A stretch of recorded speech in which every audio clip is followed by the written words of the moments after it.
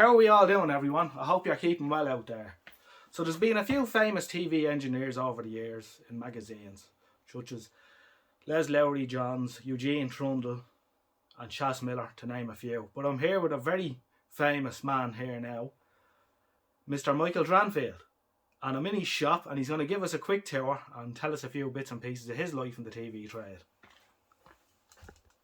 Mr. Dranfield. Hello. So Michael, if you could just start off by giving us a quick rundown of where it all started. It's impossible to say really, but I've always had this love for bright colours. Yeah. So we never had a car. My mum and dad didn't drive, and we used to go out for walks with my dad, long summer walks. Yeah. And I used to find bits and pieces lying in the bushes, like old bits of tellies, old bits of radios, and I was always attracted to very bright colours. And it probably stemmed from that, pulling off resistors with bright colours on that been out in the rain, so they're all nice and clean. Yeah. And I think that's the only possible explanation, is my love of bright colours. Yeah. Because this stems back from about 5 years old. And then obviously you started bringing televisions home, or I was always allowed to bring televisions home as long as I only brought one home. And I used to get them from a tip and bring them back on my bike. Yeah. But one or two times I've actually, when my mum's been watching telly, my dad's been at the pub, I've opened the side door and I've sneaked televisions in without him seeing it. Yeah. So you had more than one. Oh yeah. But because we lived in a big Victorian house, yeah, I've kept them up in the loft, well, in the attic rooms. My mum and dad didn't go up there, so they never saw anything. They never realised how much But stuff you had. I was always sneaking things in. Yeah. Without being noticed. So obviously things progressed and you ended up coming into the TV trade. Could you tell us a little bit how you started? I actually worked in an electrical shop when I was about 10, just a Saturday job. Yeah, sounds very familiar to me. It was only like nothing technical, just fetching, carrying, yeah, doing things for the boss, and it all stemmed from there. Yeah, and I think I left there when I was about 20, and with the help of a partnership, two other people, we opened up a shop, TV repair shop. Yeah. And of course, back in them days, it was a profitable business to be in. Back in them days, money was so easy to make, it was unreal. Yeah. Anyone that I've spoken to that was in the trade back then will say they didn't know what to do with their money. It was just rolling in the door. That was it. You could just, everything you did just turned into money. It was so, because sets were so easy to make, you could get, sets were so easy to repair. Yeah. You could get spare parts, service manuals, technical information from the manufacturer. Yeah. And obviously now, at this stage of the game, there's very few people still left doing this. You're there's a very select few people that have managed to. Yeah, people call me the last man standing. The last man standing. I suppose the amount of TV repair shops that are left in the UK or Ireland, for that matter, you could probably count them on two hands. It's because you can't make any money. Yeah. Sets are so cheap, brand new now, that most people, when the telly breaks, they just chuck it away and buy another. So we've noticed watching your videos that you're starting to get into more interesting stuff from sort of my perspective and probably a few of my viewers' perspective. You're working on this old stuff now. I suppose you're coming back to your roots with a lot of this. I am, yeah. And a lot of this old stuff, it brings back childhood memories. Yeah. That's why I like to do the older stuff. Because I suppose, like you were showing me earlier on, the amount of flat panel sets you have here. And they just have no character or soul, really, have they? No, they all look the same. Yeah. And then they're impossible to repair. You were showing me this Samsung here that, you know, you can't get the back off it without cracking it in half. The one with the screwless back. Yeah. I mean, they just don't want you to repair any of this stuff anymore. Well, no, I've had stuff like Apple monitors that are glued together. They're obviously not meant to be repaired at all. They don't want people fixing anything anymore. You have a vast selection of very interesting stuff, I must say, which you're after showing me somewhere. So maybe we could show the viewers just a few small pieces, and absolutely you talk through a few little bits and pieces. 1,700 square feet. There's plenty of things to look at. You have a bigger shed than me, that's for sure. So I suppose you've got a nice bench here. You've got plenty of equipment. I was admiring your HT supply earlier on, actually. Yeah, it's very handy for prototyping valve equipment. Yeah. And you've got the paste soldering gear here as well.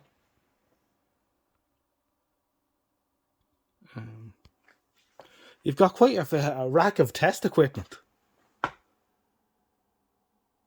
So you got the little leader. This is a audio generator here.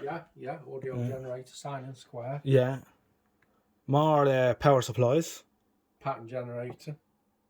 And pattern generator in here on the Ryan, yeah. Yeah, there's more up there.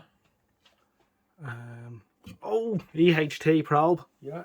Lovely. That's a nice bit of kit, that. Is that Eagle? Eagle, yeah. Yeah. Capacitance meter here. More soldering stuff over there. More soldering stuff here. I see if the Microscope for the surface mount stuff. Yeah, well, that's all hardly gets used now, that. Yeah. Wouldn't buy another.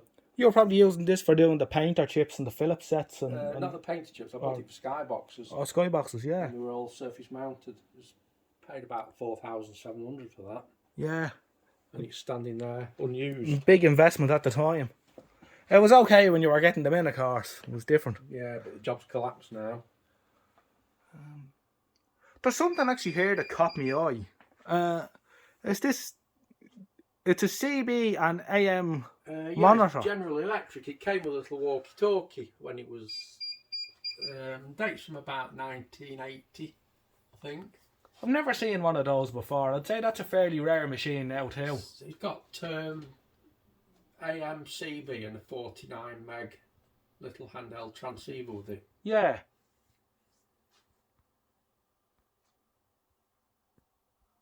Another colour test generator here. I built that from a kit, and there's another one above it I built from a kit.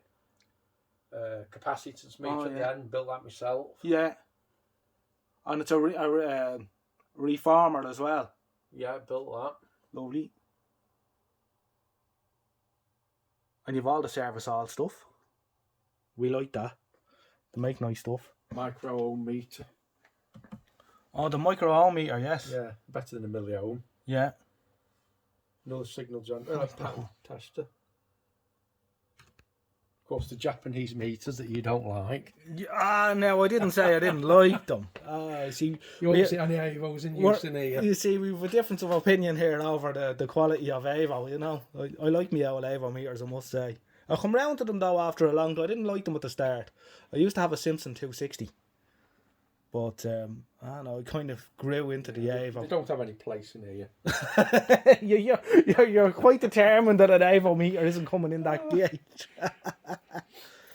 Oh, what's this machine here, actually? Signal generator. Another signal generator. That's a work of art, that, isn't it? German. Yeah. Grundig. Yeah, the Germans made nice stuff too. I see you've done business with Langrex as well. Yeah, they're very good for hard to get hold of parts. Yeah. Because you get genuine parts, you don't get fakes. You do. He's a nice chap, alright. I've gotten a bit of stuff off him over the years too. And then you've this sharp set here you were showing me. Yeah, that's the one that's been on YouTube. Yeah. That's all up and running. It's just I've just got to fit that, but I've got to find a nut for it. Yeah, we'll have a look out for it. We might have one at home, you never know. Yeah, ESR test meter. Yeah. And a line output transformer test meter. Yeah. Not used that for a while. No. You might be using it again now. Well, you get more into this older stuff, you know. And you have the largest collection of little drawers I've ever seen anywhere. Look at that up for a wall of component drawers. And that's not the only wall here of component drawers. Put the light on in the other room. Put the light on.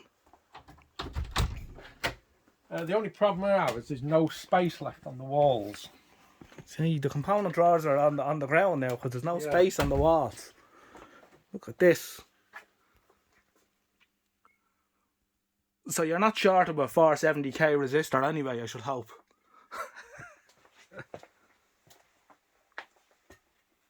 We've even got stuff for 3500s here. In fact, there is a space on the wall across there. Oh look, yeah, look, you could stick a few more there. And look at all this here as well. Unbelievable. No, I've never seen that many component drawers in one place before. One of the things I did see here earlier on, which I wanted to point out, was your Pi test set here in the corner, which is a fairly... That came from a Sony dealer that closed down. I've only seen one of those before in a British Vintage Wireless Society magazine, so I'd imagine it's a fairly rare piece of kit these days. Plenty of things in here are rare. Yeah. You have a few valves there as well. Oh, I've got boxes of valves. In fact, I've got valves in the loft at home. Yeah, and we were admiring the little mini oscilloscope here earlier on too. That's a work of art, that. Radio constructor. Look at how well that's put together.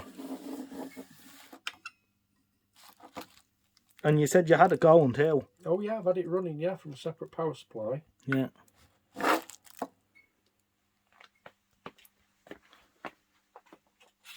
What's this machine here actually? Somebody got me that from a tip. It's a homemade transmitter. Some radio amps made it. In fact, I did look up his call sign. Somebody pointed me to a website. Yeah. And they said he was still alive. Oh. I think it's a 50-watt transmitter. It's a lovely bit of kit. That was made by someone who knew what they were doing.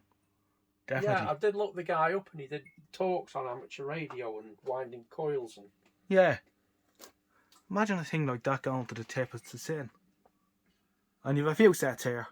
Well, I'm getting a bit couple. short on space of keeping them. But Yeah. Tarn. That's an 8500, you said. yeah, I thought 8,500. Yeah. And I think that's a GEC BT302, but I could be mistaken. Yeah, I don't actually know because I don't have the cabinet. We were discussing that one earlier on. We're not exactly sure, but I think that's what it is. And the only thing that makes me think that is, you see the way the tuner knob is offset? Yeah, it's The tilted to one GEC side. has this sort of wraparound front Right. on it. Yeah, like a bevel front. Yes. And KV2000, you were saying? KV 2000. That's a 1400, is it? This machine here. I don't actually know. I'm not familiar with that. Maybe not. I could be going back to the Baird days. 16. 16, 15. Yeah. Have a couple of them. And the Bush. Bush, that's standing on another A 161 or a A640, something like that. Rare enough machine because I think I have them all. Yeah, I think the line transformers are bad in them. They are, yeah. TV 161. Yeah, they're not good. And I don't have a spare one amongst all this stuff. And you've plenty of flat screen rubbish. Yeah, plenty of rubbish. Nice old Samsung. Yeah, that's just been on YouTube a few weeks ago. Back in the good reliable days. Back when you could repair things in them days. Yeah. What's this you're working on here? It was by Steve Beeching designed it, and I actually saw one on eBay that somebody's made. Yeah. So what I'm going to do is I've made a valve amp, and I need to build it in a case. Ah, yeah. I'm going to practice my woodworking skills, see if I can make a wooden case. Yeah. Woodworking was never something I was good at either. Well, I'll have a go and plenty of sandpaper. Yeah. Can we have a look through the front of the shop? Yeah, come on. You see, we're getting the Royal Tower here now. Yeah, there's not a lot of room in here though. This was the office.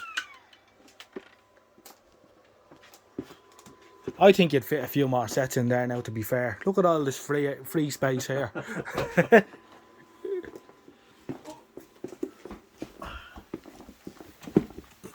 Well, that's the video that somebody gave me a few months ago, M17. Oh, that's nice, yeah. And I've looked out the service manual for it. It's very dusty, I've not tried it I yet. think I have a cartridge for one of those. Yeah, I do have one knocking around somewhere.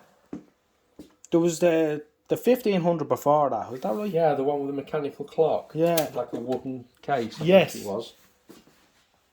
I must say, your shop is very welcoming when you walk in, because you walk in through the door and you've got a sofa to sit down on for the start. It's the only bit that's clean. And of course, you have a few interesting things in here on display. My eye was drawn to this actually, which is something you don't see every day. This little Micheal. No, it was given to somebody as a retirement Yeah. present. Table radio. Master of the British Empire. He was obviously a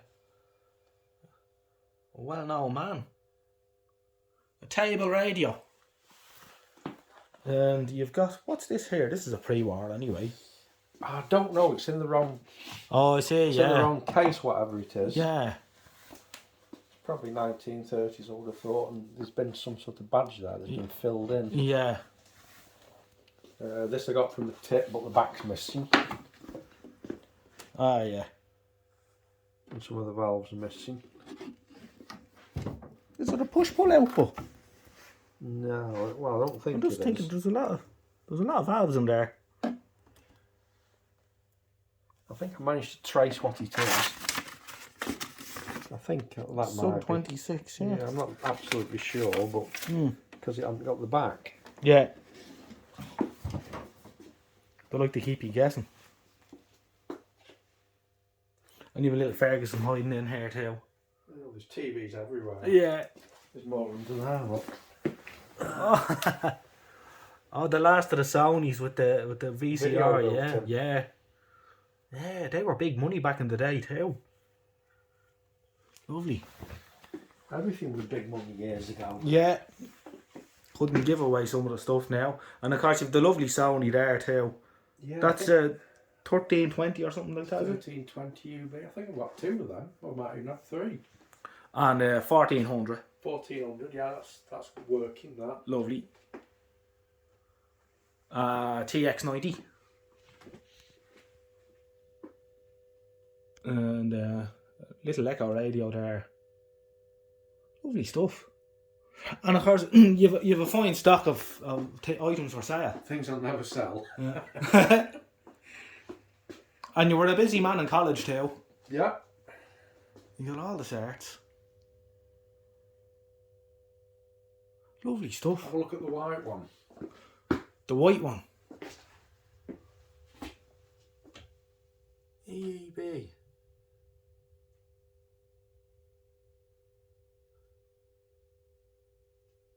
The best.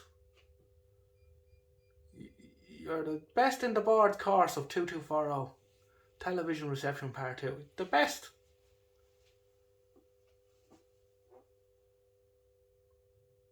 %100%. Yeah. Good man. The only person to score 100%. Unbelievable. Did you get a prize? No. Yeah, I think it was about £50 the prize. It wasn't a lot. Yeah. Didn't buy much with it. No. This goes to show at the thought of TV engineers. Lovely. Yeah, you've a great stock of stuff, alright. We know where to go if we need a few spare parts. Yeah.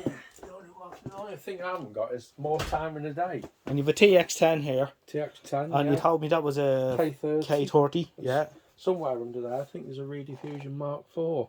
Lovely. Somewhere. Oh, I think I can just about see it there, yeah. Yeah, I need to get tidied up in here.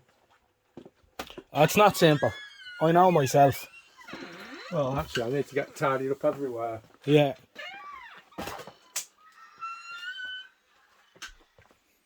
But as you were saying, this is a lifetime in the TV trade. You end up with all these things. Yeah, an unbreakable habit, that's the problem. Yeah. And we're getting into the 8 tracks here as well.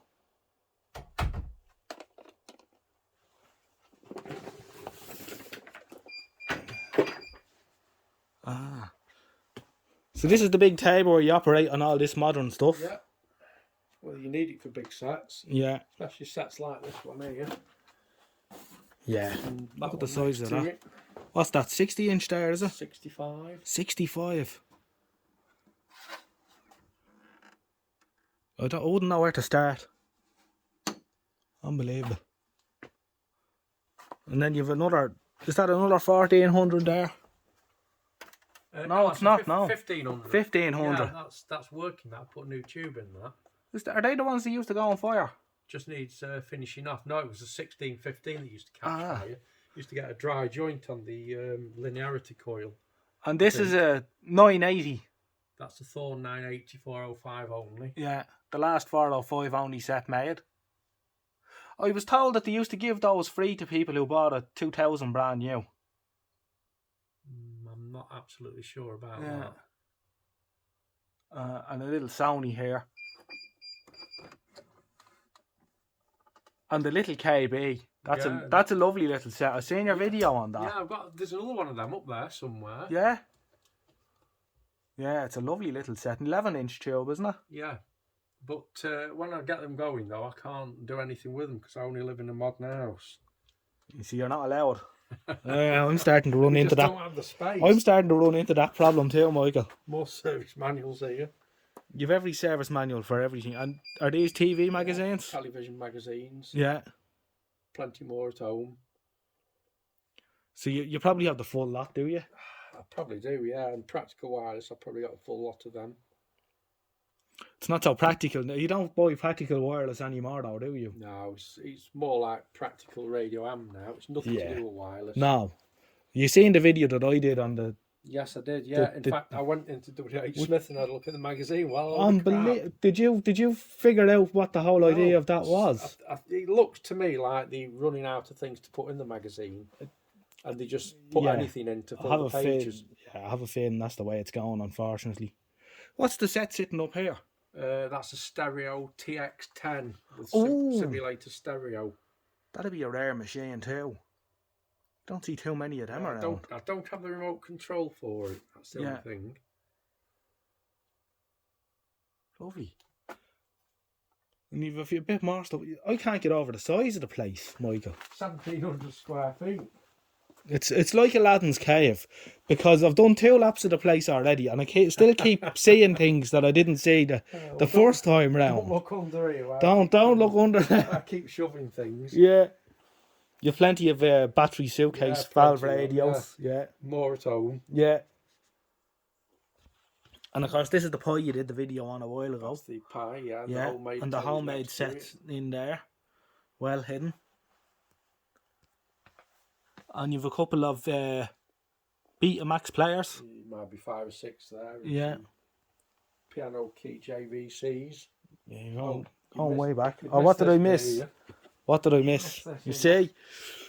More parts here. More parts. More drawers. More drawers. Look at that. You've plenty of caps. So you know where to go now. You see, you shouldn't have showed me all this. I'll be ringing you up now saying, I need a 2.2 microfarad cap at 400 volts. I'll know who to ring. Got a radiogram here, rescue from the charity shop that's in my way. Is that a Grundig? No, it's HMV, I think. Oh, right. She's a solid state, is she? Yeah, it will Probably be, will be, yeah. At that stage, yeah. Got the original receipt with it. Lovely. I tried to look up that EHT meter that you've got, but I didn't. Yeah, the rank. Yeah. The closest I came to it was insulation test in the same case. Oh yeah, it is the same case and all. Yeah. And it's probably the same movement. Probably most likely, yes. Yeah. But yeah. Oh, with more service manuals. More service manuals. Well, service manuals everywhere. All under there. You even have the Morphy News. Yeah, I've got them at home. Side of the bed, they are. Yeah. Good nighttime reading, Michael. All these publications are all gone. Electronic Informer. 1997. Yeah. Now, of course, you were writing for practical, or should I say, television. Television magazine. Up until they went bust. I think I had an advert in the very last edition before they went bust. And because they went, I remember they went, and then they came back for a couple of months. Yeah, it was Steve Beeching that he tried to have a go at reproducing it, but it only lasted 6 months. Yeah. I think he brought out 6 editions, and then that went. And that was it then, finished. That was it, finished. But the writing was on the wall. It was starting to get a bit like the Practical Wireless magazine now, I think. They were starting to run out of stuff to... And one of the last editions I seen was The Making of Brokeback Mountain. Yeah, I'm not sure if that's the very last one. I remember looking at that going, that has nothing to do with repairing televisions. Yeah. So well, you could tell by the content that was going down the pan. Yeah. They were just putting anything in to fill up the pages. Yeah. That's why John didn't renew, the last year he didn't renew the subscription, because you got this feeling when you opened it, there's no point getting this anymore. No, all the technical content had gone. It's all gone. And they're just filling it with crap. They were filling it with crap, like, about digital switchover and all this kind of stuff, and all these conflabs that all these broadcast engineers were going on and all this kind of stuff. But there was no technical meaty stuff in it anymore. They were starting to do vintage articles in it, or like, you know, looking back, and you probably Yeah, see, yeah. But the writing was on the wall at that stage. So we have another little look around, and then I'll let you go, right? Because we've taken up enough of your time as it is. Don't worry about time. But you've been very good to let me come on video all this, because it's good to get a record of all this, because, you know, at some stage in the future, there's not going to be any more repair shops at all. They're all going to be gone. And there's so much gone already lost that was never recorded or documented. And all these characters, as I'm sure you know yourself, how many TV repair shops was there in Buxton when you started? Must have been about 10, at least 10. Yeah, yeah. They've either closed down or died. Yeah, every street corner, had a TV shop in it at one time. And they're all gone. So, more sets. You've got... I've just acquired them two Deca 120s, but I've not actually looked at them yet. Yeah. And I got a spare chassis as well. Oh, lovely. Is it the top one? That's got teletext in. Oh, really? What year would they be? Early 80s, would they? 82, 83, I think. 30, the... One's got a Mullard tube and the one's got a Toshiba black stripe. I wonder if I'm going to tell which is which. I'd say that's the black stripe tube, is it? I don't actually know. I can't remember now. But that's going to be the next project, getting one of them going. Well, you're in business, because it was working in on the 20th of February 95. It was in working order. Yeah, that's so how long it's been stood. You shouldn't have any problem there, so that's ready for sale. You've another set here. What's that machine there? That's a Philips CTX, is it? Oh, yeah. Yeah, I think I have one of those at home as well. Yeah, CTX. Yeah. I'm beginning to forget things now. That's my problem. I've got a bit more stuff for you. More stuff. No, you must hold the record for the most component drawers in a shop. Back in the 80s, TVs were very expensive, and a lot of households, they only had one TV. So they didn't want to be waiting a week for a repair. They wanted it, the same day, the next day. You had to turn them around. I always used to like to keep the parts in stock, and then you can do the repair straight away. Yeah.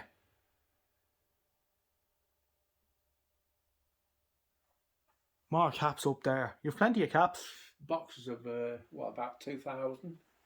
And this is a 20-inch TX9. TX9. And that's... blower. That's 8,500. A lovely little set, those, yeah. 19-inch. Is that right? 18-inch with a doubler rather than a triple. Ah. And some more flat screen muck here. Some more crap. Yeah. Look at the size of this. No, that's what's this? Monitor, and I can't do anything with it. So it's a bin job. Yeah, well, I can't seem to get rid of it. Yeah. Unreal. Now, I'm after giving you a couple of sets here, so I want to see progress in the near future. Well, I think that's the first one to get going. Video content here. So Z718, is it? Z719? Something like that, yeah. We could have a look at the back to confirm. Yeah, that's a nice set, that. A BC6128. Yeah, I think it's the Z718 chassis. There's three of them there with that chassis, I think, or they're similar. Then there's this, the Doric. The T20, that's a nice looking set. Yeah. I can't see any problem repairing that. No, it's actually, the cabinet on that's actually in quite nice nick. Yeah. That should clean up really well. And I've got this that somebody gave me.